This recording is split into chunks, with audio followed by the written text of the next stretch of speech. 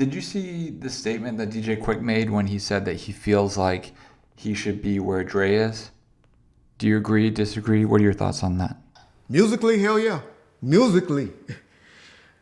Musically, I agree with DJ Quik on that statement.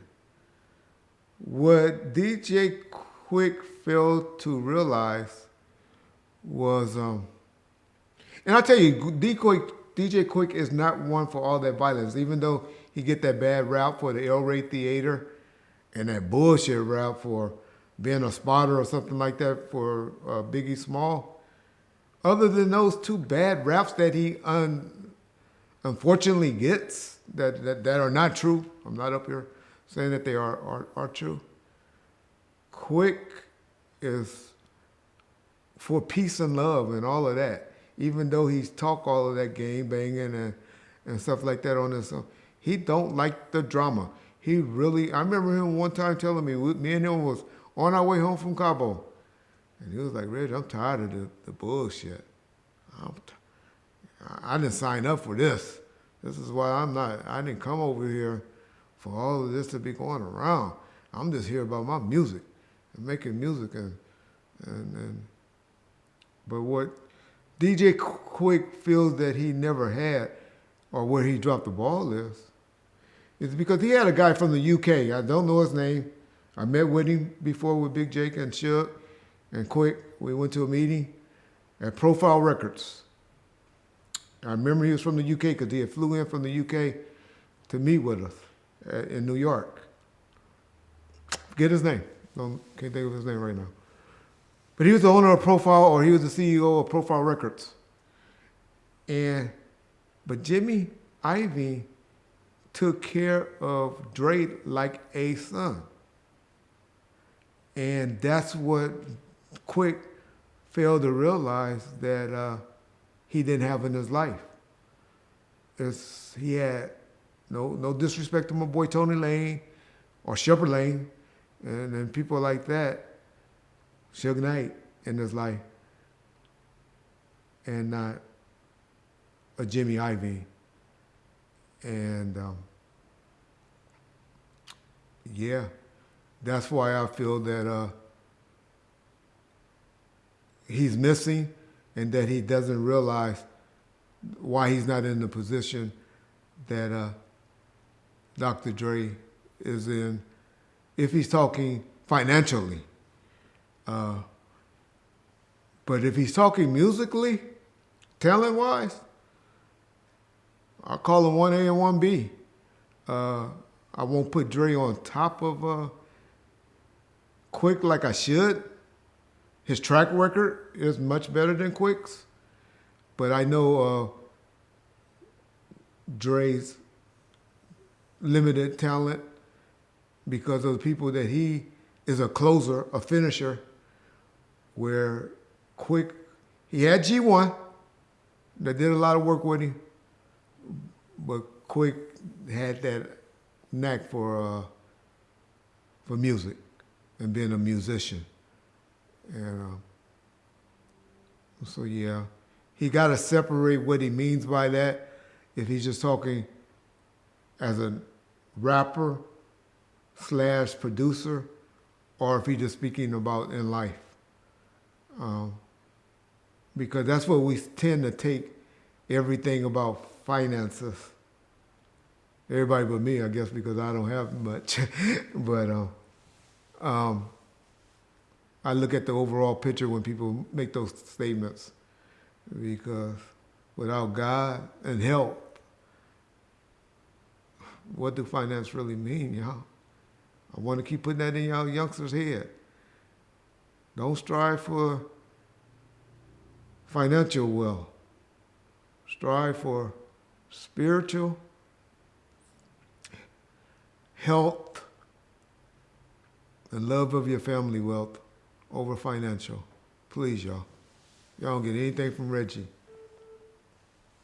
Do you feel like the reason Quik isn't where Dre is because some of the unfortunate stuff that happened in Quik's life? Like, I know when he first came out, he was known for really pushing the gang stuff, and then he had the incident with the car accident, and then he had the El Rey incident that you touched on. But thinking about it now, Dre had the incident that, with the girl, with him roughing up the girl, but that's been kept pretty quiet, I think, other than Eazy-E. But do you feel like because of the other stuff outside of music, that may have affected Quick's chances because he wasn't so squeaky clean as Dre was? Listen to this statement by Suge Knight. I know when Drake came and had a conversation with me, he said, look, I want something more than anything in, possibly more than anything in the world. And I said, what's that? And he said he wanted to be white. I said, well, look, I ain't God. I can't make you white. I'm a manager and all things.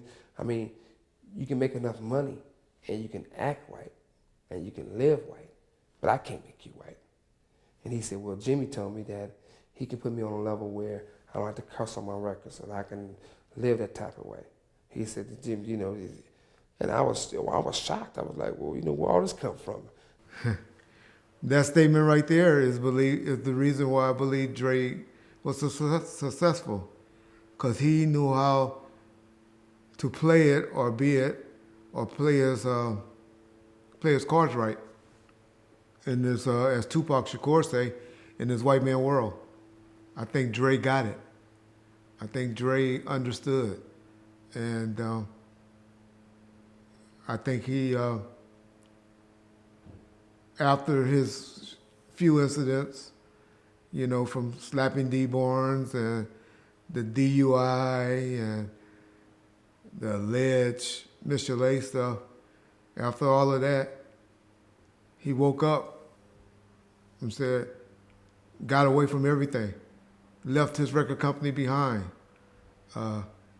gave it all up and just say, I want to live this type of life. I don't want to be this type of life anymore.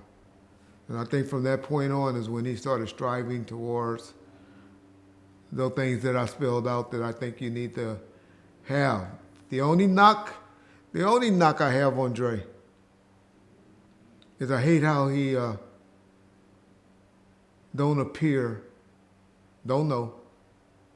But from all my hearings and teachings and talking of 3 of his kids that I spoke to very well, he don't show his natural born kids the love that he should as a father. 3, just 3 of them. I don't know all 8 or whatever. He don't seem to have that type of relationship with his family and not his family, with his kids. And I can say family. Look at his relationship with Warren G. This guy had hundreds of millions of dollars. Warren G lost his house, y'all. My brother, sister, mother, father, or anybody care how much I dislike you or whatever. I'm not going to be sitting with $1 million in the bank and let you lose your house. Not going to do it. And so that's my only knock I have on Dre is that. Other than that, God been shining on him, from what I know. But I got to take that back, because he could be unhappy. We always saying because somehow something look at that man that just killed himself the other day. Working, had a great job. A job any of you guys in the music business would have wanted to have on your resume. He committed suicide, y'all. That's when you have, and that's why I'm always telling you, just because you have fame, power, money, if you're not happy,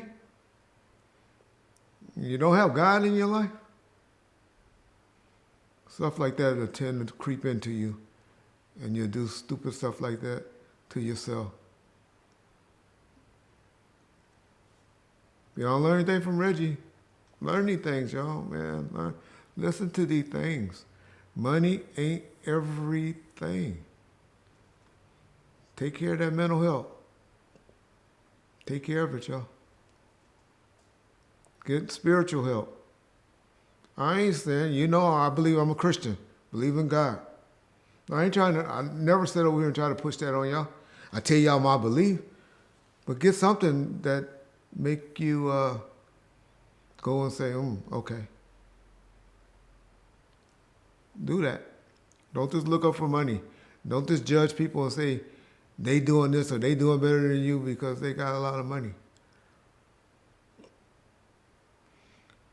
Look at all these people that have all that money with crypto. Look at some of those guys now. I ain't gonna start preaching.